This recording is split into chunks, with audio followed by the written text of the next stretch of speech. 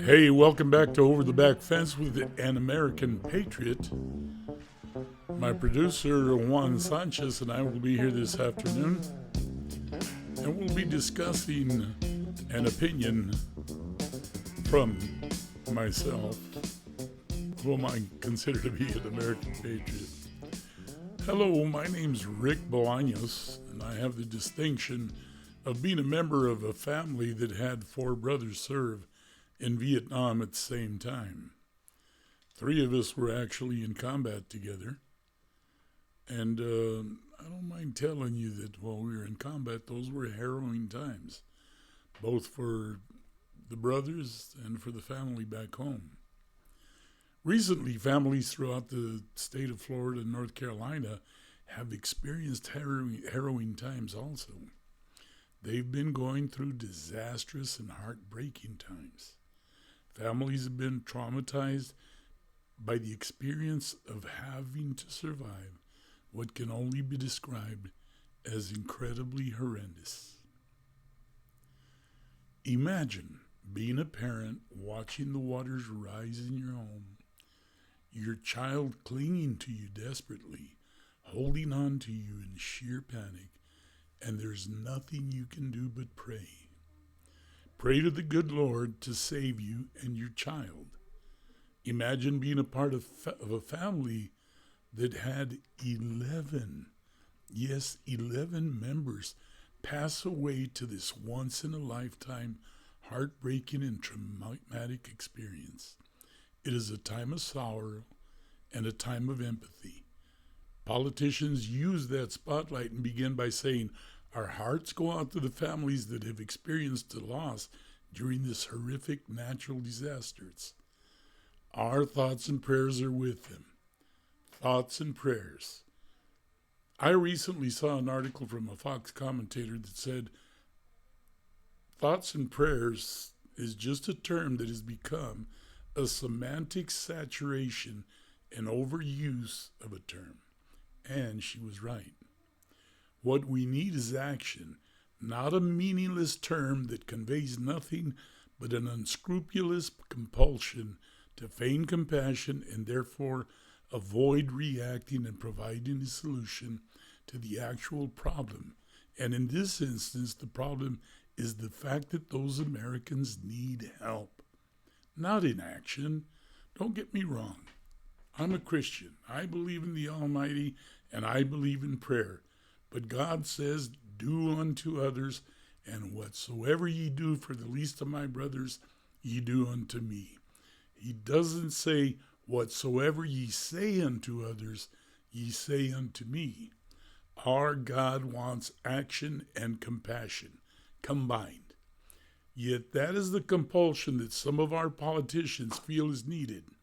They have a compulsion to make a tragedy an opportunity to use the suffering of our American brothers and sisters as a political platform to further their selfish, self-serving, egotistical, venal need to continue to divide this nation in a manner they feel is necessary to garner votes, so that they can hold on to that intoxicating elixir that power brings.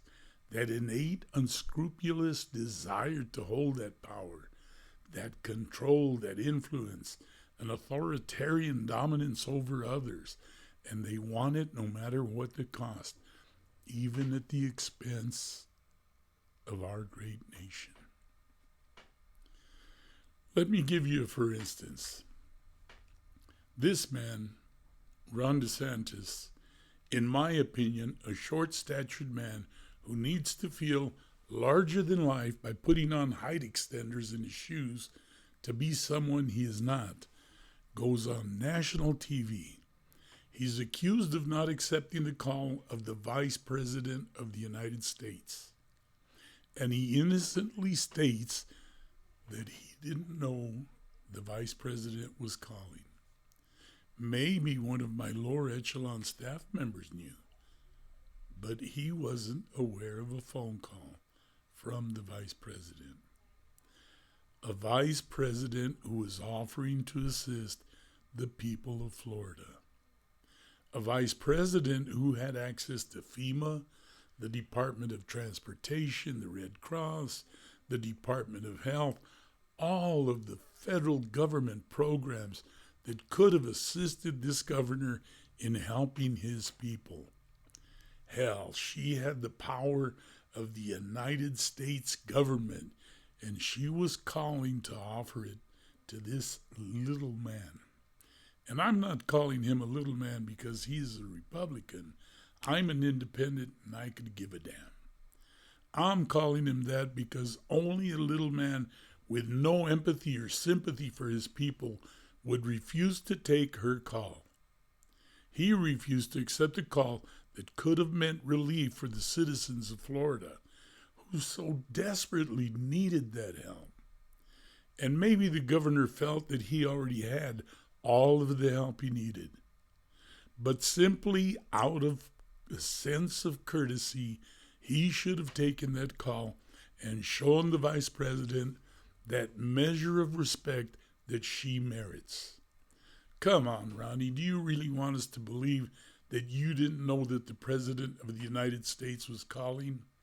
Yet later you admitted, that's right, you admitted that you didn't want her help and that you had already talked to the President of the United States and you didn't want her to, and I quote, parachute in and inject herself into your potential problem that you undoubtedly had.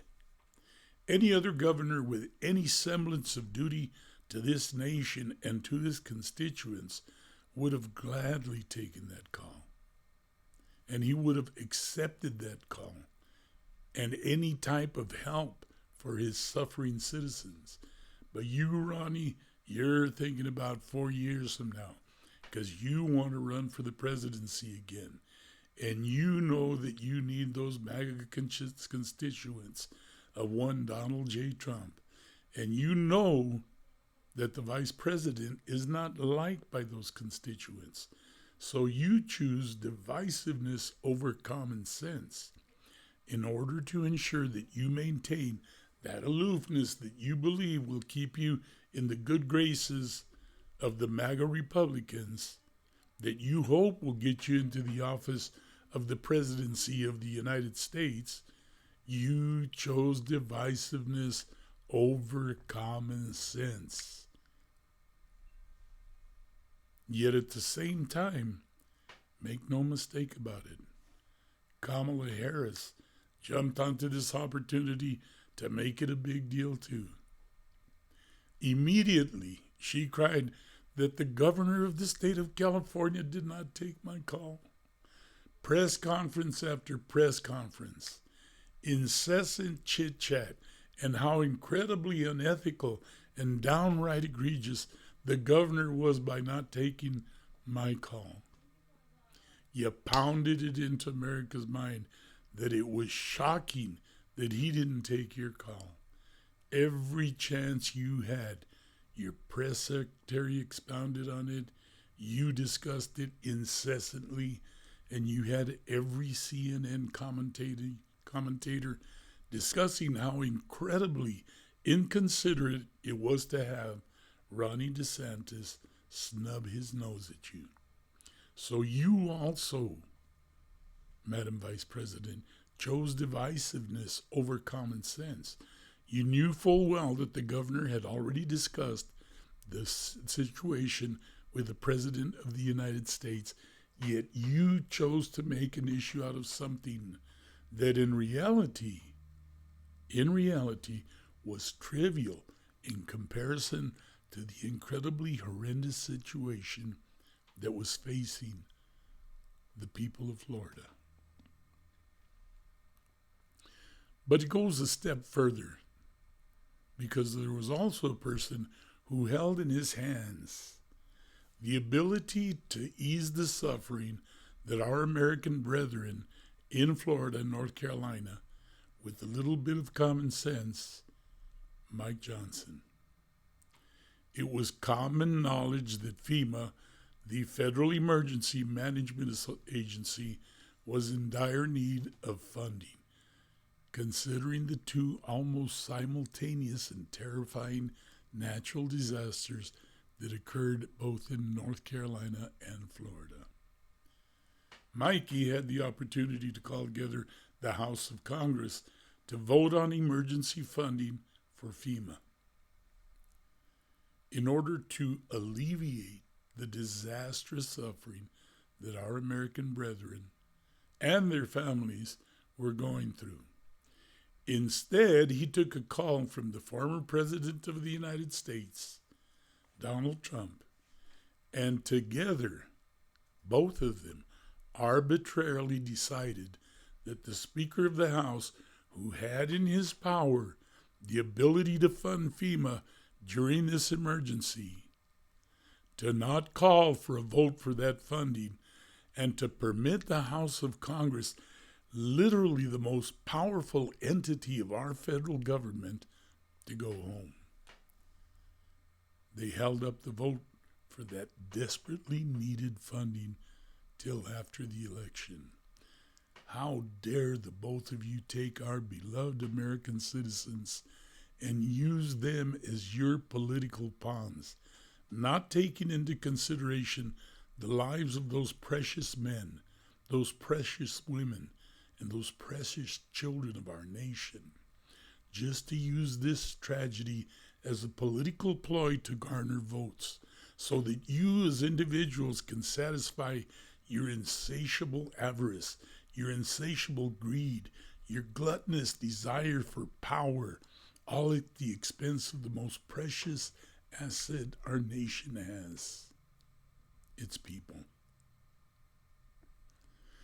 And you, Joseph Biden, the President of the United States, the man who holds the power of God over this country, the man who with just a stroke of a pen could fund FEMA and send to those states enough money and resources to ensure that every man, woman, and child in both of those states need not suffer to the extent that they are presently suffering.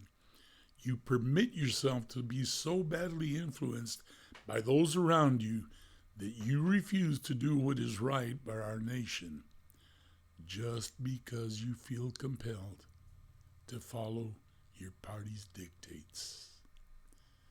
It's a political moral travesty. But let me show you what the real America is all about. Look at these two women here. Two nurses at the same hospital, willing to sacrifice their lives and put themselves in harm's way, in order to help their fellow Americans during this time of tragedy. The white nurse is not asking whether those that she will be charged with are black, white, brown, Asian, or Native American.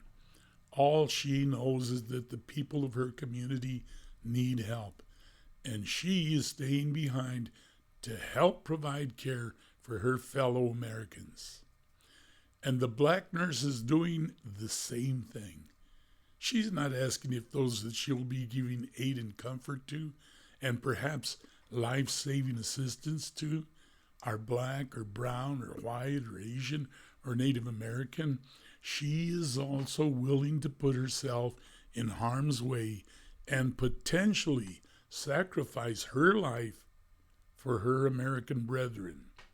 Both of them have written checks, just as my brothers and I did during the Vietnam War. Pay to the order of the United States of America, my life. And look at this. People of different colors working together, filling sandbags to shore up their neighborhood, their community. It's a communal effort, a united effort. They are working together, unified, to save each other's homes. And finally, look at these people here, struggling together to save a life, united in their effort to protect one of their own. Black, white Americans working together to save an American whose vehicle was turned over by a tornado. They're risking their lives for America. Meanwhile, our politicians are back home smoking their big cigars, driving their fancy cars that were provided to them by the pimps of this nation, the corporations that want control, so that they can continue gouging this country and getting richer and richer and richer. And they do it by using their so-called PACs and lobbyists to raise and funnel money to the politicians for their re-election campaign. It's a political moral travesty, my people. But let me show you who the real Americans are. These are the true patriots of America. The 1% of Americans who volunteer to go and fight for this nation. Those American men and women who volunteer to give up their precious lives for this, make no mistake about it, the greatest nation on the face of this earth. These are the men and women who give their all for you, America, not the ones that storm our capital. These are the ones who face their fears and live through nightmarish battles. They experience the worst that a human being can witness. They experience the carnage of war. They know how sinister and monstrous man can be, yet they are willing to sacrifice everything for you. They are the men and the women who suffer together. They cry together. They fight desperately to save each other during desperate and violent battles. They see no color. They see no race. They only see a brother in arms, a brother that is fighting for their survival as well as that of their fellow soldiers, united in battle, united in their suffering, united in their struggle, and united eventually in their victories, and some united in death. No man left behind, just like the 2 nurses that stayed behind in Florida to save precious American lives, and the community that works together to save their community. It was a communal effort, white, Hispanic, black, Asian, all of America, because catastrophes bring Americans together. And during those times of catastrophe, no one is asking what color, what gender, what race are they. They are fighting together. Are you a Democrat or you? No one gives a damn.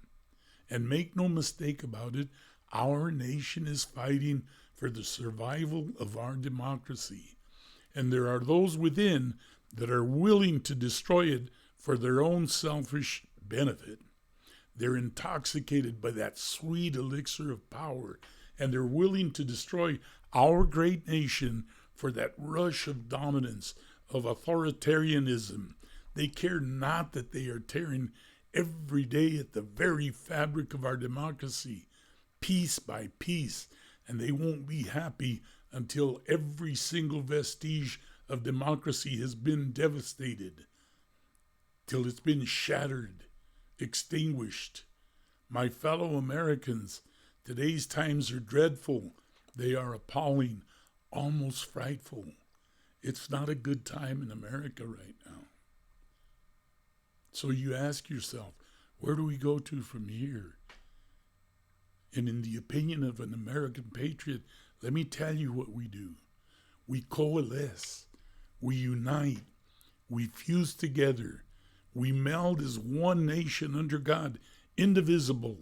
We go out and we vote for those who are the least divisive in our nation, so that we can have a new start, a new beginning.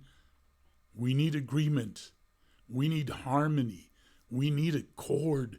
We need to vote for people in this nation that are willing to reach across the table and find a common ground and give us some ground to gain, give up some ground to gain unanimity, to act as a country united.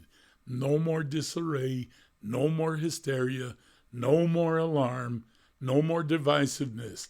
Let the chaos and the frenzy that has taken our nation over end. Get rid of those people who surreptitiously and secretly, in an underhanded manner, seek to divide us with their constant political rhetoric that only espouses division, Us against them, us against them, us against them.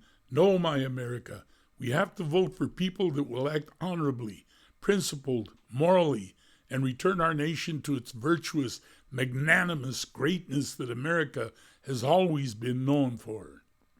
Say no to anyone who seeks to destroy the most precious element of our nation, our democracy, that ideology that creates consensus, fairness, equality, coalescence, unity, and most of all, that creates our republic, born in the belief of that conceptual precept of life, liberty, and justice for all. Justice for all of America. And my fellow Americans, if you're a Christian, if you believe, and if you read the Bible, in Matthew 12:25, it states very clearly that every kingdom divided against itself will be ruined, and every city or household divided against itself will not stand. And that, my friends, is where in the Bible, Patrick Henry, in his speech in 1799, derived those historic words, united we stand, divided we fall. Unity makes all things possible, but disunity ensures nothing but total destruction. This is America, white America, black America, brown America, Asian America, Native America. Individually, I can destroy each one of them, individually. But together, united, we're extremely strong. God bless you. God bless America.